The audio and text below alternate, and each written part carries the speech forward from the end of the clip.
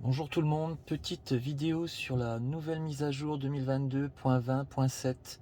Donc là vous voyez sur mon écran que la mise à jour elle se bloque, je suis à 50% d'après l'application et là ça n'avance plus du tout. C'était un petit peu le cas aussi sur la précédente.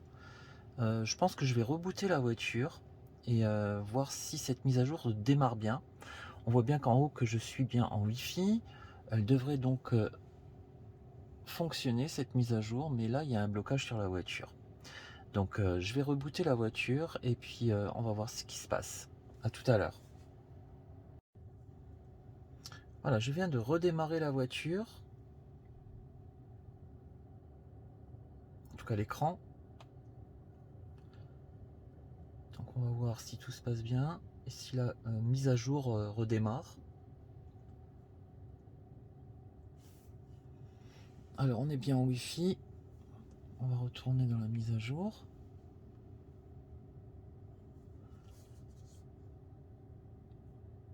Donc pour le moment, après le reboot, je suis toujours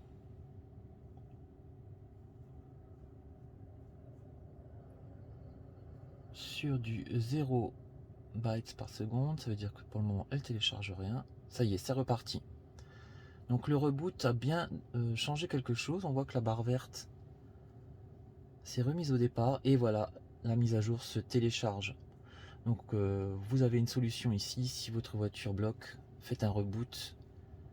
Et on reviendra donc dans quelques instants quand la mise à jour sera téléchargée. Et je vous montrerai s'il y a des nouveautés par rapport à la dernière. A tout à l'heure. Alors je vous refais juste une petite capture d'écran pour voir ce qu'il y avait sur la 2022.20.6. Et comme ça on pourra comparer avec la 2022.20.7.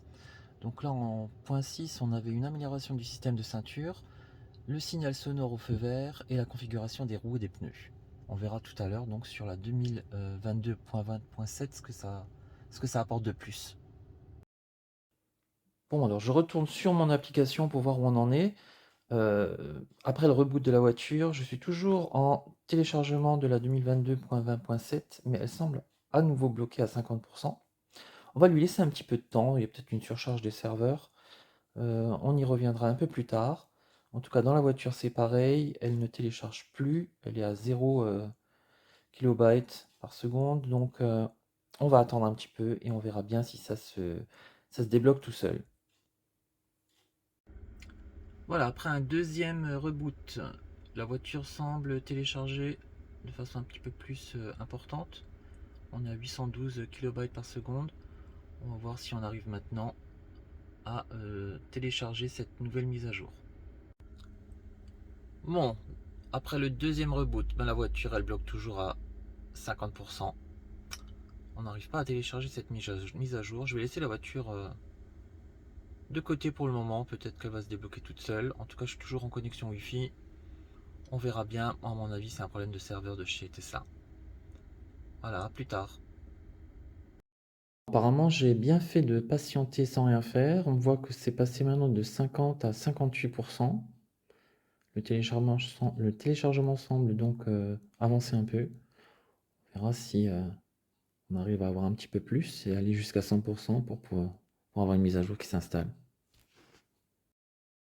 Voilà, on y est arrivé. La mise à jour est maintenant téléchargée. Il reste à l'installer. Donc on va tout simplement cliquer à partir de l'application, voir si on peut le faire directement ici. Donc installer 2022.20.7 maintenant. Cette mise à jour prendra approximativement 25 minutes. Allez, on va lancer ça. Préparation de la mise à jour.